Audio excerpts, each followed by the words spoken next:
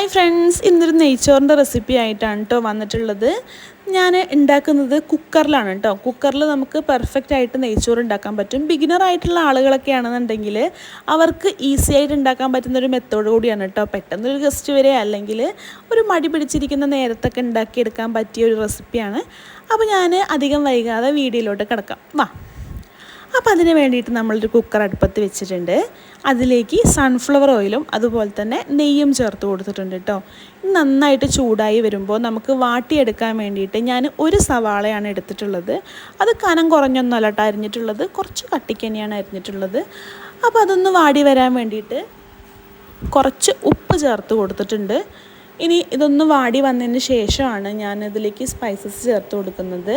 പട്ട, ഗ്രാമ്പു, അതുപോലെ തന്നെ ജാതിപത്രി, 3-4 ഏലക്ക ചേർത്ത് കൊടുക്കുന്നുണ്ട്. ഒരു ബേ ലീഫും ചേർത്ത് കൊടുക്കുന്നുണ്ട് കേട്ടോ.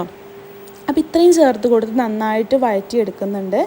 ഇതിലേക്ക് ചെറുതായിട്ട് കട്ട് ചെയ്ത് വെച്ചിട്ടുള്ള ക്യാരറ്റ് ചേർത്ത് കൊടുക്കുന്നുണ്ട്. ചില ആളുകൾ ക്യാരറ്റ് ചേർക്കാറില്ല. എനിക്ക് നെയ്ച്ചോറിൽ ക്യാരറ്റ് കടിക്കുന്നത് ഭയങ്കര ഇഷ്ടമായതുകൊണ്ടാണ് ഞാൻ ക്യാരറ്റ് ചേർത്ത് കൊടുത്തിട്ടുള്ളത്. നിങ്ങൾക്ക് ഓപ്ഷണലാണ് കേട്ടോ. ഇനി നമ്മൾ കഴുകി ഡ്രൈൻ ചെയ്ത് വെച്ചിട്ടുള്ള ജീരകശാല റൈസ് ചേർത്ത് കൊടുക്കുന്നുണ്ട്. അരി നന്നായിട്ട് കഴുകിയിട്ട് ഒരു 2-3 മിനിറ്റ് ഞാൻ സോക്ക് ചെയ്യാൻ വെച്ചിട്ടുണ്ടായിരുന്നു. സോക്ക് ചെയ്തതിന് ശേഷം ഡ്രൈൻ ചെയ്തെടുത്തിട്ടുള്ളതാണ് കേട്ടോ. അത് നന്നായിട്ട് മിക്സ് ചെയ്ത് കൊടുക്കുക.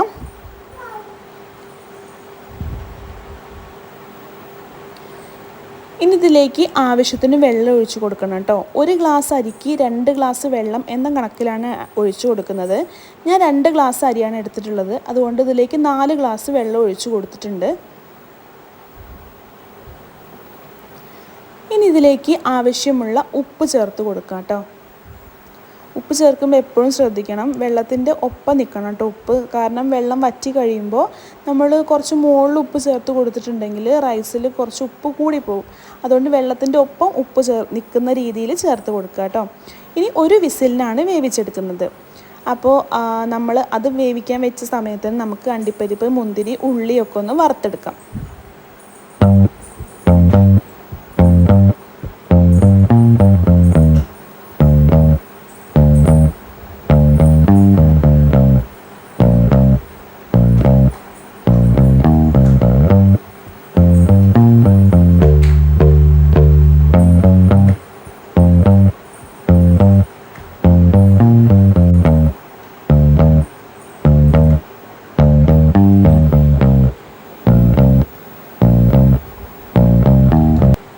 ഉള്ളി ഒന്ന് വാടി വരുന്ന സമയത്ത് കുറച്ച് പഞ്ചസാര ചേർത്ത് കൊടുക്കുന്നുണ്ട്. ഇതെന്തിനാണെന്ന് വെച്ചിട്ടുണ്ടെങ്കിൽ ഉള്ളി നല്ല ക്രിസ്പി ആയിട്ട് വരാൻ വേണ്ടിയിട്ട് ഹെൽപ്പ് ചെയ്യും. ഇത് ചൂടാറി കഴിഞ്ഞാലും ആ ഒരു ക്രിസ്പിനെസ് അതിലുണ്ടാവും കേട്ടോ.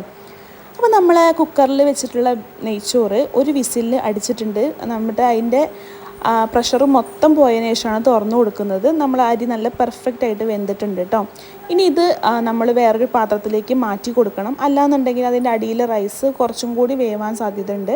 അതുകൊണ്ട് വേറൊരു പാത്രത്തിലേക്ക് മാറ്റി കൊടുത്തിട്ട് നമുക്ക് ഡെക്കറേഷൻ പണികളൊക്കെ ചെയ്യാം കേട്ടോ. അണ്ടിപ്പരിപ്പ്, മുന്തിരി, നമ്മൾ വറുത്ത് വെച്ചിട്ടുള്ള ഉള്ളി, അതുപോലെ തന്നെ കുറച്ച് മല്ലിയിലയൊക്കെ ഇട്ടിട്ട് ഒന്ന് മിനുക്കി സുന്ദരി കുട്ടിയാക്കിയിട്ട് മാറ്റാം.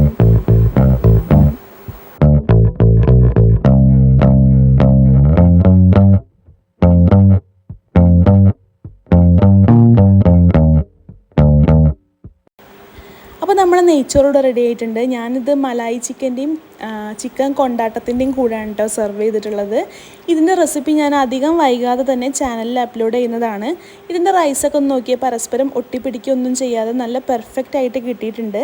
അപ്പോൾ നമ്മൾ ബിഗിനറായിട്ടുള്ള ആളുകളൊക്കെ ആണെന്നുണ്ടെങ്കിൽ ഉണ്ടാക്കി നോക്കാൻ പറ്റുന്ന റെസിപ്പിയാണ് കേട്ടോ. ചാനൽ ആദ്യമായിട്ടാണ് കാണുന്നതെന്നുണ്ടെങ്കിൽ എല്ലാവരും ഒന്ന് സപ്പോർട്ട് ചെയ്യുക. പിന്നെ എല്ലാവരും മസ്റ്റായിട്ട് ഉണ്ടാക്കി നോക്കിയിട്ട് അഭിപ്രായം പറയാൻ മറക്കരുതേ.